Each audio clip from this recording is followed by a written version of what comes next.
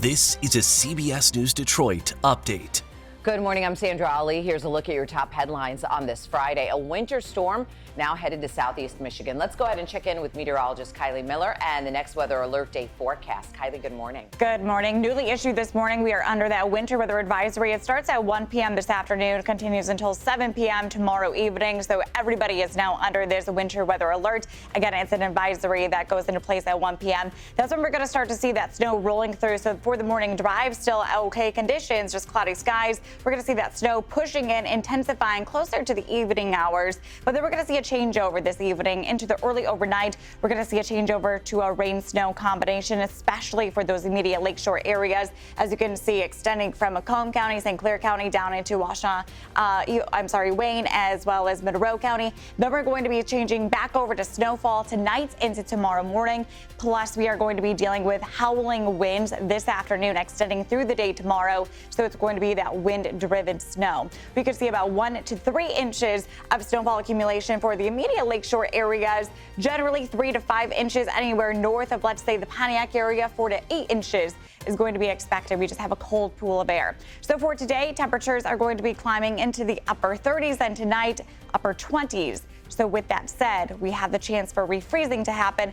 Very strong winds expected still throughout the day tomorrow. Temperatures going to be very steady in the afternoon in the 20s. Then we're going to be much colder for Sunday and a good majority of next week. Highs will only top out in the teens, feeling closer to the single digits, if not below zero at times for those wind chill values. So it's going to be really cold. If you are planning on going to Ann Arbor tomorrow to watch the parade, it is going to be chilly and it's going to be a little bit snowy. So just make sure to plan for that. Sandra?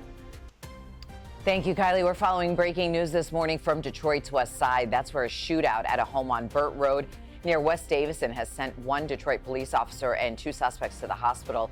Here's what we know so far. This happened last night right around 11:15. Police officers responded to a shot spotter alert.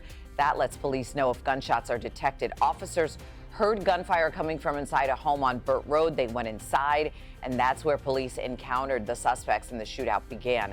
The officer who was injured and those 2 suspects are expected to recover. Taking a look ahead to the Lions' playoff matchup against the LA Rams coming up this Sunday. There's one place you won't be able to watch the game. Imagine Theaters had originally planned watch parties with free admission to their locations across Metro Detroit. The NFL stepped in and squashed that idea. At the request of the NFL, Imagine Theaters posted on Facebook last night they're in fact prohibited from showing the game on their big screens. In your Health Watch this morning, the FDA says it can't find any evidence right now that shows a clear connection between suicidal thoughts and weight loss drugs. That includes medications and drugs like Ozempic, Wegovy, and Mounjaro. On your block in Dearborn, city leaders there working right now trying to eliminate a growing rat problem. Bait traps are being placed in more than 400 sewers right now.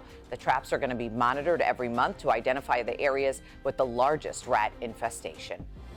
That's a look at your headlines. We'll be back later today covering stories that matter to you on air and always streaming on the CBS News app and Pluto TV. Have a great day.